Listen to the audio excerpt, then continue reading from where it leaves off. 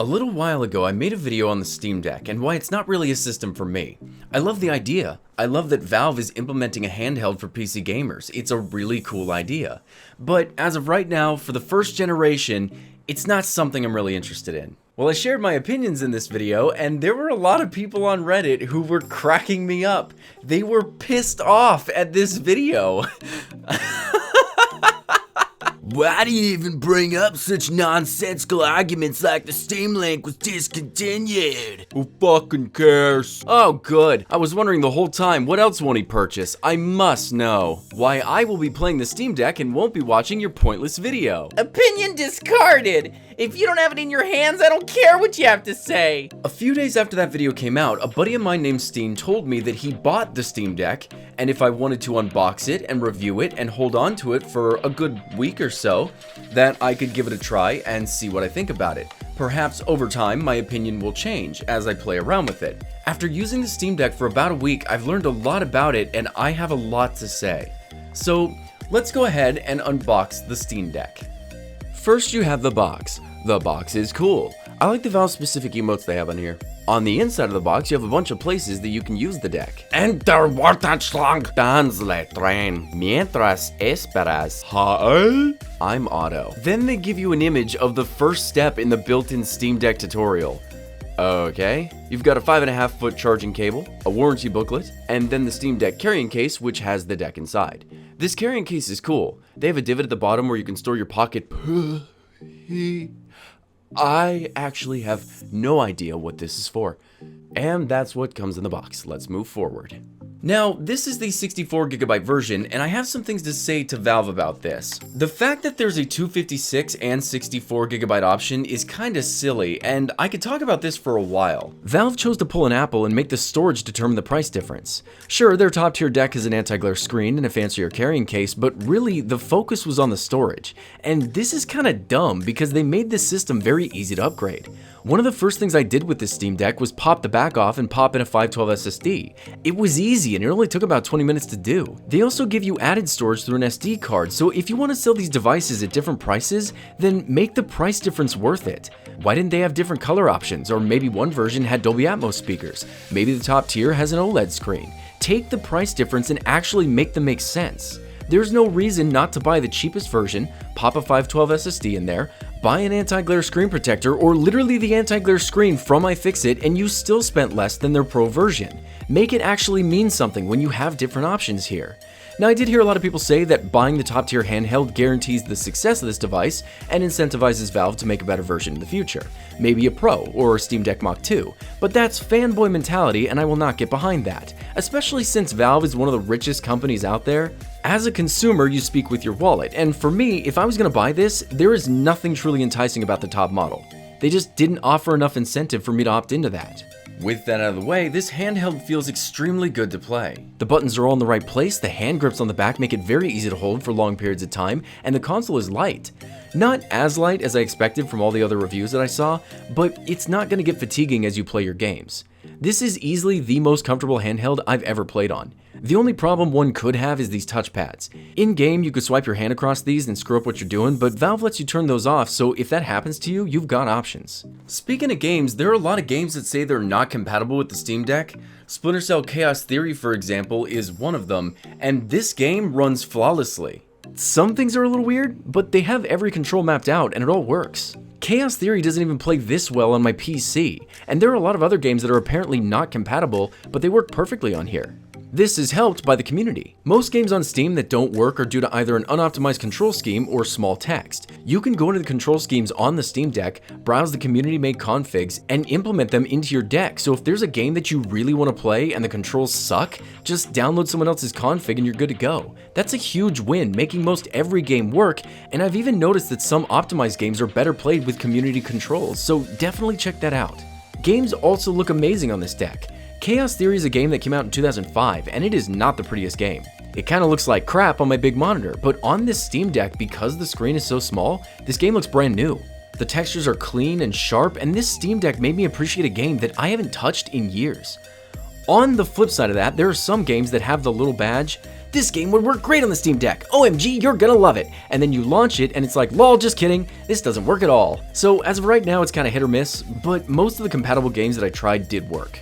Here's something I didn't even expect to notice. The speakers on this thing are amazing.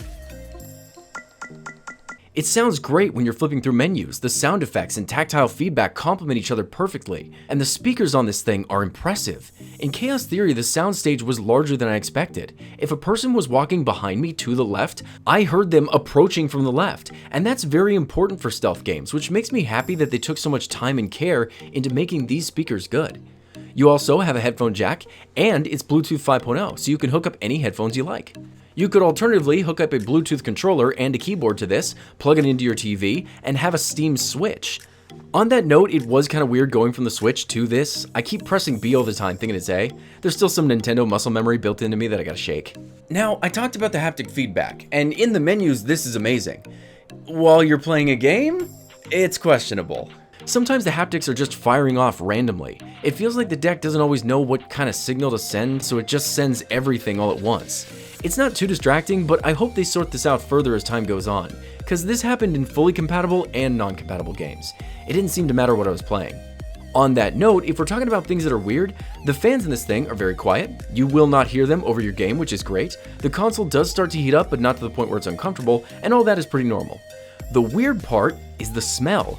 I don't know what plastic Valve uses, but I noticed the Steam controller, the Valve Index, and the Steam Deck all have this iconic Valve smell once they get warm. I don't even exactly know how to explain this, and the only reason I know that is because I've used different pieces of Valve tech and they all smell the same. The plastic they use, however, is very durable, seems mostly scratch resistant, and is sturdy and light, so it's a good choice. This gets us into the desktop mode. When I realized this thing had a desktop mode, I freaked out. That's just amazing. It's running a customized fork of Arch Linux, and after using the Steam Deck desktop, it's really piqued my interest in Linux, and I might be obsessed with setting that up on my PC very soon. Now, this desktop mode is fluid and productive. If you're downloading a game on the Steam console, and then you switch over to the desktop mode, it's still downloading the game. There's a lot you can do with this desktop too. You can download OBS and set it up to recognize the game sound and the built-in mic, and then you can stream or record gameplay straight off the device. You could download Discord and chat with your friends, you can install Spotify and rock out to some music while you're playing your game. It's a complete mini PC. You can also go into the desktop mode and download non-Steam games off the internet. Just try to make sure that they're Linux compatible games, otherwise you will have to try your luck with Proton, which does not always work. This little thing is kind of incredible. You could connect this to your monitor, enter the desktop mode, and then use this as your computer if you wanted to. You might say, well, Barry, this isn't really a computer. Oh yeah? You can literally take off the back, hook up a GPU to this thing, and then game at 4K 60 FPS. You think I'm kidding? People have done this because it is literally a little gaming PC. I laughed out loud when I heard that people were doing this. I thought it was a joke. The only thing is, if for some reason you do want to do this, you would have to install Windows on the deck, so there is that. Here's some cool miscellaneous things that I wanted to share. Standby mode. If you're in the middle of a game, in traffic, and you need to start driving again, you can just hit the power button and it'll sleep. Hit it again at the next red light, and you will continue exactly where you left off. Holding down the Steam button will give you a list of shortcuts, like, for example, Steam plus B will force quit any game that you're in. So if you want to Alt F4 because the game froze or it's just quicker, there you go. If you like using the mouse in the menus like I do, you can press the Steam button and then roll over the trackpad, and you can use it anywhere on the deck at any time. The Steam button plus the D-pad will give you the ability to hit escape or enter in-game, so you can go in and change settings or agree to some inescapable dialogue.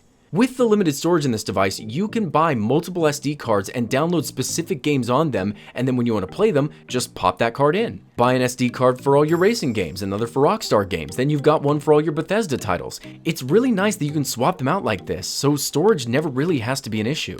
You can also use almost any controller on this thing too. Normally, if you plug an external controller into a device like this, they recognize them as player 2, if they even recognize them at all. But since this is a little PC, you have the ability to go into the settings and tell the Steam Deck which controller to prioritize. And almost every single controller is compatible with this thing. Let's talk about my favorite aspect of this thing. Emulation. You can use RetroArch, which is a direct download from Steam, or you can go to emudeck.com and have that site download every emulator all the way up to the Nintendo Switch. This process doesn't take long to set up. You can decide if you want the emulators on your SD card or on your internal storage, and then all you have to do is download the BIOS for the emulators, import your games from your PC, and then you're playing. Emulation pre-maps all the controls, the resolutions, the frame rates, and most titles are working perfectly on this Steam Deck. Since the device has 1,000,001 ways to play a game, it's very easy to play almost every old title. But they're not all perfect, so you may want to pick and choose carefully. Now let's talk about some of the problems I had using this thing. Mine has a battery issue. I'm playing it for about 20 minutes, the battery says I'm at 90, and then all of a sudden it tells me it's out of battery and it just shuts off. This happened while I was scrolling through menus too. I did some digging and it turns out that the battery is an adaptive battery. So if this happens to you, you'll want to power the system off, plug it in, hold the power button and the plus button at the same time, and then let go when you hear the device turn on. Once it does this, it'll load into the BIOS, and then you keep it unplugged overnight. Just let it die. Once it's dead, plug it in and charge it until it's full, and now the battery will know how long it has before it dies. My battery just thought that 90% was empty, so it would turn off. Now, I did this and I thought it worked, but apparently it did not, so I tried plugging a USB hub into the Steam Deck. I hoped that it would trick the device into thinking that it was still being charged and override the shutdown, but this didn't work, so I had to do the BIOS trick over and over until it was truly at 0%. If you're having this problem and that doesn't work for you, you're probably just going to have to get your system RMA'd. Speaking of the battery, the Steam Deck needs 45 watts to charge, meaning that if you plug your phone charger into this, the Steam Deck will still lose its battery as you're playing your games. If you want a longer cable, then you're going to need a 45 watt power brick to attach it to, which makes it kind of a shame that they didn't give you a really long USB-C to USB-C and then a 45 watt brick. The cable they give you is 170 centimeters or 5.5 feet, which is fine, but it would have been nice to have a longer cable. After spending so much time with this thing, after tweaking it, modding it, and learning it over the past few days, do I want a Steam Deck? Honestly, I think I'm gonna stick to my original opinion. This device is awesome, but it's unfinished. If you're an early adopter, that's great, but this isn't ready for everyone yet.